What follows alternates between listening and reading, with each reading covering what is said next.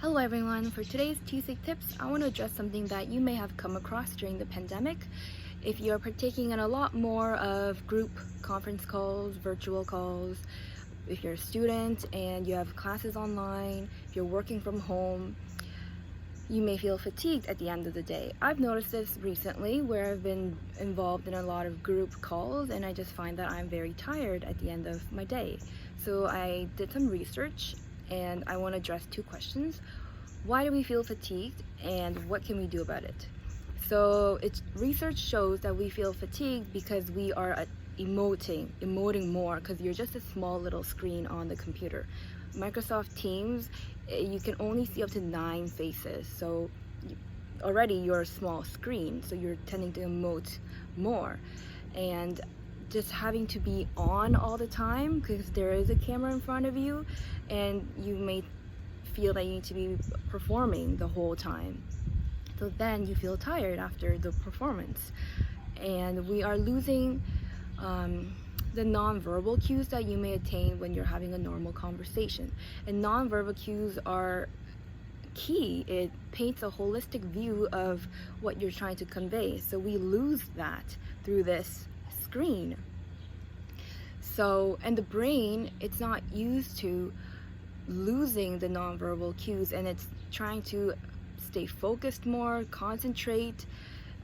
So the brain is getting overwhelmed. That may be why you feel fatigued.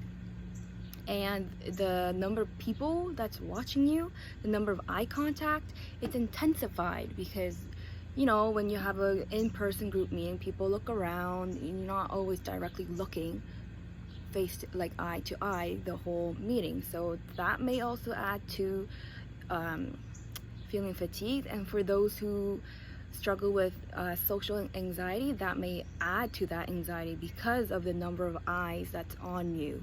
So I'm gonna talk about what we can do about that a bit later.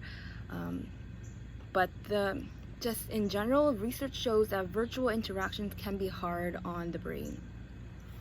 And with the multiple faces on the screen, it can be a challenge for the brain's central vision to focus on one person speaking at a time and to decode all the little facial expressions that people are emoting. It can be a challenge on the brain. But I just want to add that despite feeling exhausted at the end of the day, this is a great opportunity, us having technology to work at home, to talk to our friends online.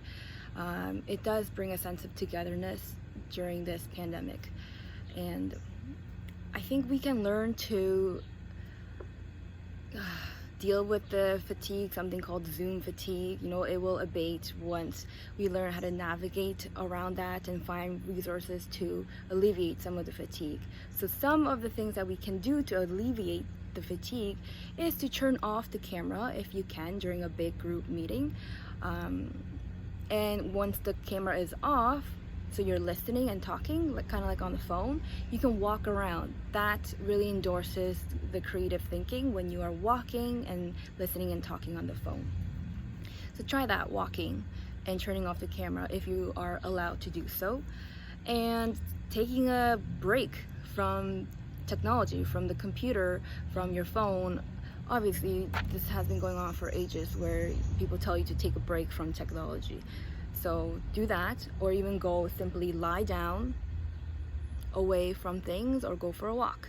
You know, self-care activities you can implement in between breaks between the conferences or during your classes that are happening online. And I think that is it for today. And I hope you guys have a good day. It's a sunny day out today, so I'll see you in a couple days. Bye.